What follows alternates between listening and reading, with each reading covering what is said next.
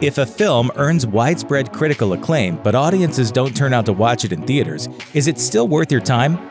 That's a question that's been posed plenty of times in response to the lackluster performances of tentpole films like Blade Runner 2049 and Solo. In order to try to answer that question, let's take a look into the past. Scott Pilgrim vs. the World. In 2010, Scott Pilgrim vs. the World hit screens with both the ultra-violence of a Quentin Tarantino movie and the sensibilities of a classic video game. With Arrested Development's Michael Cera playing the film's quirky hero, it felt as if the movie was destined for box office greatness. Instead,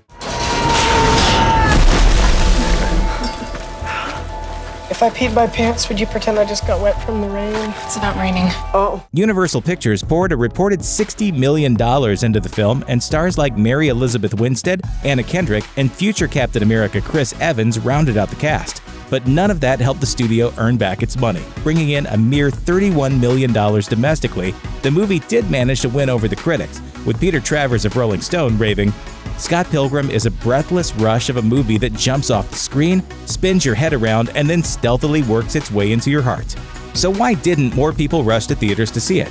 You can probably chalk it up to a combination of poor marketing, the still growing comic book movie formula, and the not quite universal star power of Michael Cera. Man on the Moon. In the late 90s, Jim Carrey was, without a doubt, at the top of Hollywood's food chain. With the success of films like Ace Ventura, Liar Liar, and The Mask under his belt, it seemed as if he could do no wrong. And when it was announced he would be bringing the life story of legendary comic Andy Kaufman to the big screen, it felt like a no-brainer that the rubber-faced, often misunderstood comedian would do a great job paying tribute to one of his heroes. Unfortunately, Man on the Moon wasn't the hit the studio had been hoping for. As long as Carrey was delivering belly laughs, audiences came flocking.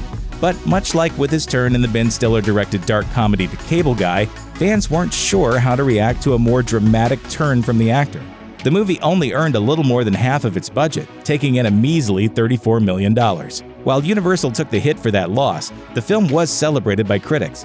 And as seen in Netflix's documentary, Jim and Andy, Carrey went completely method in bringing Kaufman to life, and it worked for him. Box office woes aside, it won Carrey a Golden Globe and helped pave the way for more serious roles. The Hurt Locker. Before they started protecting the world as Hawkeye and Falcon in the Avengers movies, Jeremy Renner and Anthony Mackie partnered up in Kathryn Bigelow's The Hurt Locker. Released in 2009, this gritty look at America's military in Iraq not only made Bigelow the first woman to win a Best Director Oscar, but it also put a more modern spin on the war movie formula. But as numerous timely war films have discovered, it's always a challenge to bring in mass viewership when the subject matter is a very real and very recent armed conflict. When it came to theatrical revenues, The Hurt Locker ended up being a clear loser in the box office battle, barely making back its $15 million budget domestically in the year that found Avatar, Harry Potter and the Half-Blood Prince, Up, and Paramount's Star Trek reboot all vying for audiences' attention. There's something to be said for the sheer mindless joy of escapism that those movies offer. And, unfortunately for Bigelow's acclaimed effort, viewers were more inclined to revisit Hogwarts than the Middle East. Hugo.